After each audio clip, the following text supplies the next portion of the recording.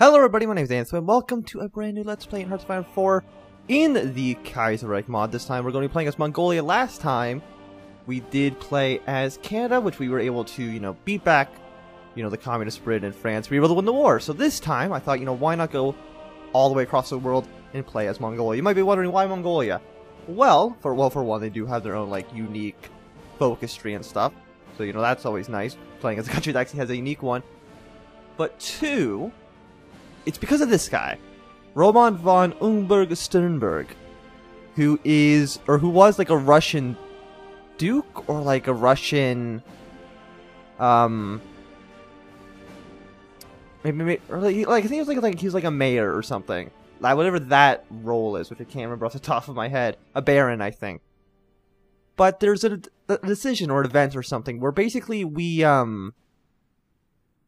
form the Mongol Empire, which I think here, we basically are just like, hey, we're just the reincarnation of Genghis Khan. So we basically become Genghis Khan. We're going to rebuild the Mongol Khanate, and it's going to be great. Right now we are a fascist dictatorship, but that's fine. Scourge of the Steppes, more cavalry attack, more cavalry defense. So the thing about this cavalry attack and defense is, it does, normally I just build a lot of infantry, because I'm bad at the game and I don't really do much. But we'll put these guys under. Do we have any generals? We have generals, but we don't have any faces.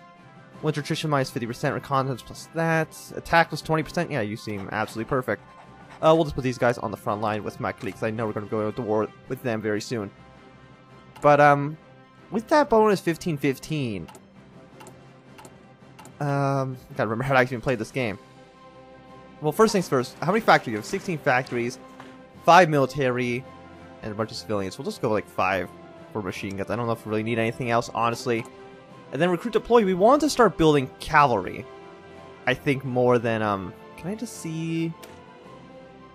Can I get both of them up, or can I only have one? No, I can only have one. So let's see. We have a... soft attack 18, hard attack 3. Soft attack 41. Oh, they're actually still, a lot better. The problem is there's actually just less cavalry here. You have some artillery support, you don't. Well, we're not actually building artillery right now, sadly. I don't know if we really have the factories to do that, so we'll train some infantry, we'll train some cavalry. And we'll just kind of, have them all deploy in Mongolia. I think that's fine. Because we're only making 5 rifles. Can we even build... We can build artillery, so if we just go 4-1... I don't know if any of these guys are the level 2s. These guys here. But it's fine. So the Russians aren't watching, which just lets us get more things here.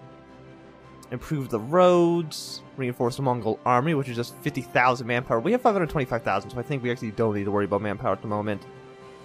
So 2 building slots, 1 infrastructure, or the Air Force. So I think going for the Russians aren't watching is probably going to be the most interesting one, just because that's kind of what gets the ball rolling, is just the more flavorful events. And this also might have their own events, I'm not too sure. So let's get us some research. Probably want to get the better guns. We want to also get the industry going as well. And then we have civilian factories doing nothing. So we can build... Actually got a lot of states here, Mongolia. So let's build these in places... We'll just build military factories basically everywhere. So we'll build military factories all there, and then we'll build 1 civilian on the Russian border. So what's going to happen? What's kind of our game plan as Mongolia? Well, first things first, at some point we're going to go war with my clique. Yeah, that's just basically inevitable. And then looking at the events here, or knowing some of the events, we can go after Tibet, we can go after Japan, and we can go after Russia. So basically we can have a giant...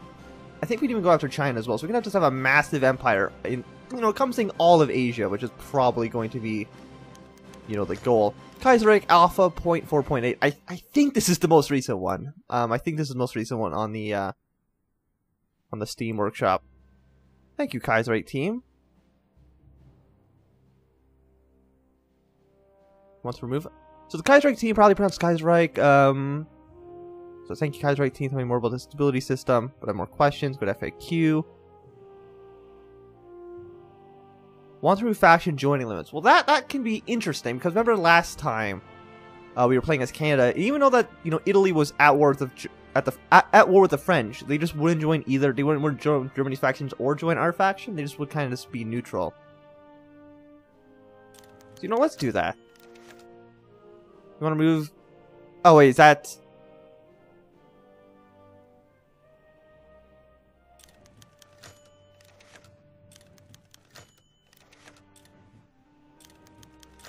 Oh, well, okay, well, let's go back then.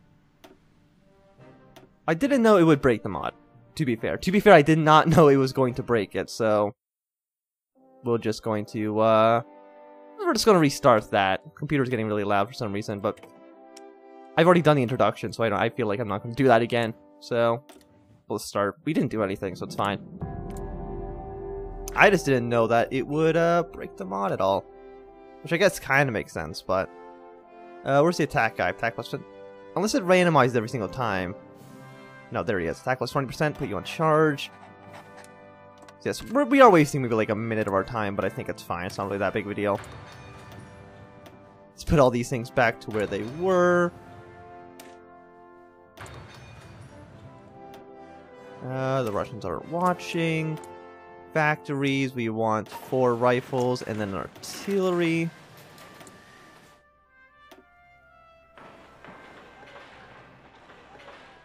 Yeah, just a lot of military factories, I think, is probably fine. And then, you know, train up some troops. That's absolutely a-okay. So there we go. I think everything's all set. We'll just kind of go back on the speed 4. I'm just going to click on whatever gives me the most points just because I'm a cheater. I got rid of my point. Great job. I'm not going to read it. I want to know everything. You know, only inform me of the major events. So basically, what that does, I'm pretty sure, just gives us pop-ups about major events, depending on whatever country it is. Because I remember as Canada, I think before they actually implemented that thing, which I just clicked, things would just happen around the world and just be like, oh, everybody's at war with the Ottoman Empire. Why? I'm not too sure because there's no pop-up about it. I know in the Hearts of Iron 2 mod, there's pop-ups basically about every single little thing. So I think it's fine basically as it is. Are you guys all marching to the front? Fantastic. We're just going to go on speed 5 for now, because really, the beginning of the game, there's not too much actually happening. So we need 2.5 thousand rifles. We're getting 4 a day. Ooh, we're getting 0.1 artillery, but we don't actually need artillery, because we're not actually building any of the better troops. Well, I mean, they only need... to be fair, they only do need, like... 24 artillery, so I don't think it's really that big of a deal. So we'll build like 2 of them. The assassination of President Kerensky. Kerensky has just been shot and killed on his way to the Senate. The assailant was taken down by police, but the goals and intentions of the attacker are unknown. Despite his massive unpopularity amongst the Russian people due to botched land reforms and inefficient rule, Kerensky was nevertheless able to hold the country together for years, and his death has thrown Russia into chaos. The senators are already discussing possible replacement for Kerensky. New coalitions are being formed, both between the left and the right. While military men like Denikin, Wrangel, and Kornilov are one step away from intervening. Okay. Is Russia going to fall to, basically, I think this one. Look how many events Russia has just because of Kerensky's death. There's a lot of them. So we'll see which way Russia goes. I'm kind of hoping that they kind of have a civil war. I know they can. I know that the Soviet Union can break off and they can all fight each other. Second command to the Khan. Political power rise 40. The pious man. Today, newspapers around the world have been filled with news of the assassination of the Russian president, Alexander Kerensky. Due to the assassination, Russia has fallen into domestic chaos and thus will not be interested nor capable of intervening in domestic Mongolian politics. Roman von Ungberg Sternberg understands that this is the right time to make Mongolia as great as it once was, but he needs a skilled second command to succeed. Will he choose his loyal generals from the cavalry division, Boris Renskin, or will his current head of government, the Mongolian aristocrat, I'm going to butcher every single one of these names, Togs Unshrin Nanzaren, no idea, to further consolidate his popularity amongst the Russian people? Finally, the religious leader, the 7th, will choose to guarantee his divine status. I am absolutely the reincarnation of the God of War. So we're going to put him in charge because absolutely I am the God of War. So basically it's going to start up our plan. Our plan really, because Maklik, the problem with Maklik is it's an extremely mountainous country. It's just all mountains all the time. Look at all these mountains. There's too many of them, is really the problem here. You know what, actually, I'm going to try at least some of these early wars without doing the, well, actually, we'll set up the plan, because I know we still get a planning bonus, but still. I know that, basically the AI is trash. So I'm going to try to basically ignore, for the most part, what the AI was planning. So I'll draw up my own battle plans, but I think I'm just going to move everybody basically manually for the most part. So, I mean, the cavalry division should be done a lot faster. Not enough equipment to train. How many rifles are we making? We're making 8 rifles a day, and that's at, well, not a maximum. We're about, like, maybe halfway to our maximum. Black Monday, on the 3rd of February, 1936, the Berlin stock market exchange stopped sinking. It plunged, fueled by instability of the market panic. Selling erupted as soon as the stock market opened on Monday morning. Is it a Monday? Is February 6th a Monday? Not too sure. Or it might have been actually February 5th. It took a while until the night for teleprompters to stop sputtering out the results of what became known as Black Monday. When the results had been analyzed, it was clear the situation had only gotten worse. The shock of the unprecedented economic catastrophe will no doubt be felt over the entire world. The German Golden Age has ended, for now at least. Well, I don't know how much Mongolia is honestly going to be affected by this, I'll be honest. There is a lot of events, by the way. But that's fine, you know, lore is always interesting. The 5th Anglo-Afghani War. After the Weltkrieg, as the British Raj collapsed into turmoil and warfare, the neighboring kingdom of Afghanistan took advantage of this opportunity to seize Peshawar and Quetta, both border regions of the Dominion. However, the Afghani government's attempts to modernize over the last decades have been met with fierce resistance from the conservative elements within the country. King Amullah Khan now hopes to use the turmoil in Delhi, followed by the death of King George V, to his advantage by repeating the success of the 4th Anglo-Afghan War. The king hopes to silence the conservative opposition and bring new lands to the crown. However, international experts do not put many hopes on the tiny mountain nation winning this conflict. What do you mean, I border Afghanistan. Why would I not care about them? Yeah, so we got these guys. You know, they have some states up here. They're probably not going to win. They're probably not going to win against India, I'm going to be completely honest with you. Is the king actually dead? Oh, he is dead. Poor guy. Well, we knew he was going to die. I'm actually surprised we didn't get an event about his death. I feel like that would be an important thing to cover, but I guess not. The Commune of France is the world's leading syndicalist nation, United Federation of City Communes. So they replaced them. That's fine. I'm probably not going to read literally every single event. I feel like that might be going just a little bit too far. We're about halfway done on our Russians aren't watching. So let's see. Alliance with Tibet, attack Tibet. We can't do that. I like how it's just attack Tibet right away, or we don't need a Tibet, and we can just attack them after that anyway. So you might as well ally with Tibet, right? If we can just go ally and then immediately declare war on them. Mongol minority in Zaibei, which gets us the CB against Maklik. That's done in 35 days. This one's actually only done in 14 days. That's very, very fast. Alliance with Turkestan. Alliance with Alesh. Try ally to Alesh. Try to ally with Turkestan. Which are these two countries over here. The Alesh. Who's in charge here? Just some random idiots? That's fine. Not too concerned with that. So I think we're going to ally Tibet. Even if that... they have 3 to 5 brigades.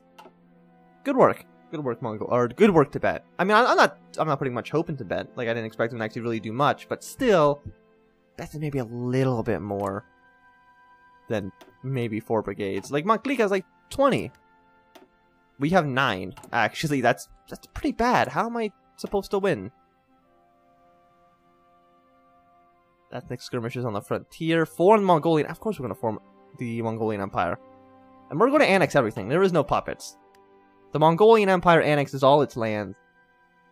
And, you know, that's just how it's always done things, so... I think we might just need to deploy troops as quickly as possible. We're going to go with the alliance with Tibet. So the Russians are watching. Only a few days have passed since the assassination of Kerensky. I don't think that's true. I think it's actually been a little bit of time.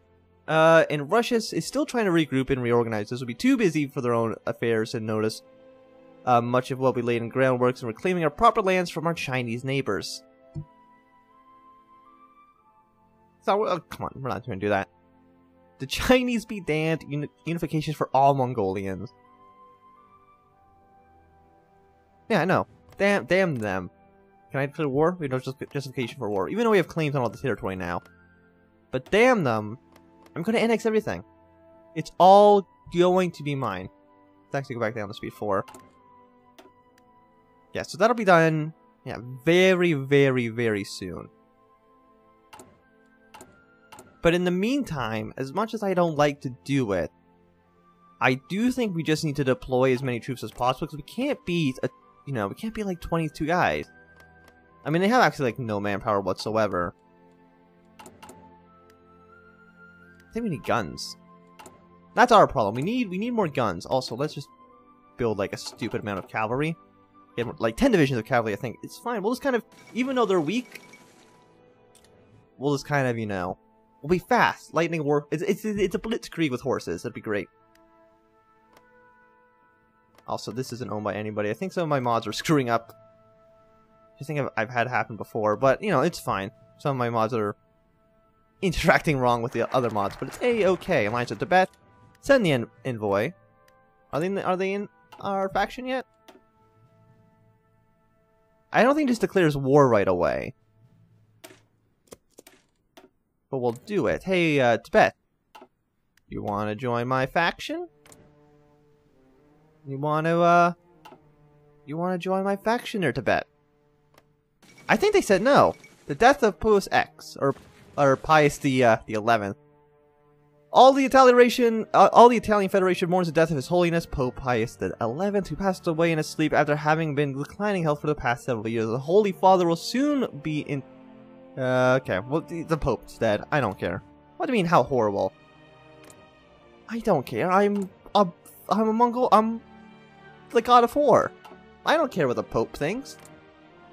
I'm a literal god. As far as anybody's concerned, I'm a literal god.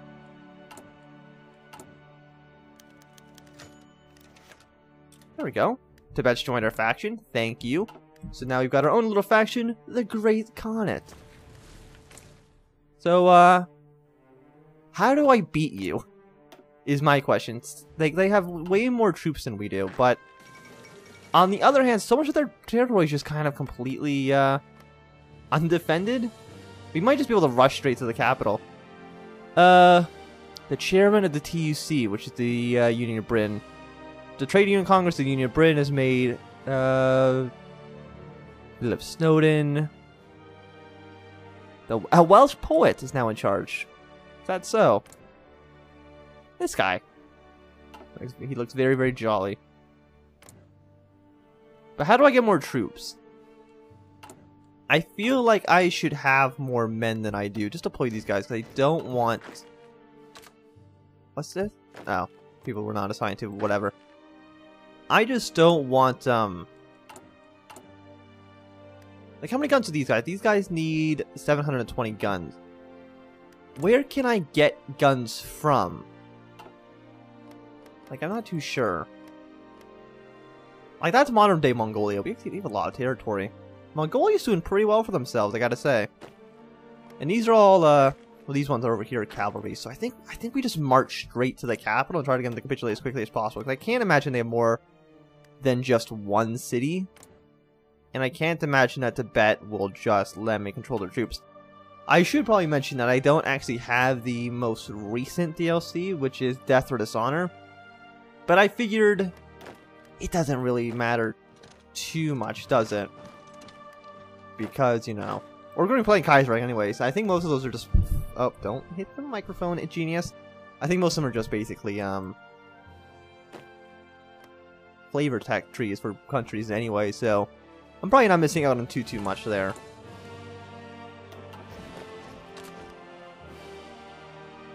Now, we just need to deploy as many troops as we possibly can. We got about a week left on this. My problem is Tibet. How is Tibet going to completely screw us over? And there's no impassable, like, mountains here, right? No, for the most part, it all looks like it's a-okay. Yeah, so desert, mountain. It's just full of mountains and desert. It's just full of it. But, oh, it just instantly starts a war. Oh, it just instantly does it. Okay. Well, I think that's gonna be a good time to end this episode. Thanks for watching. My name's Ansem. If you've enjoyed, remember to thumbs up. If not, you can do a thumbs down. If you want to see more, subscribe, and goodbye.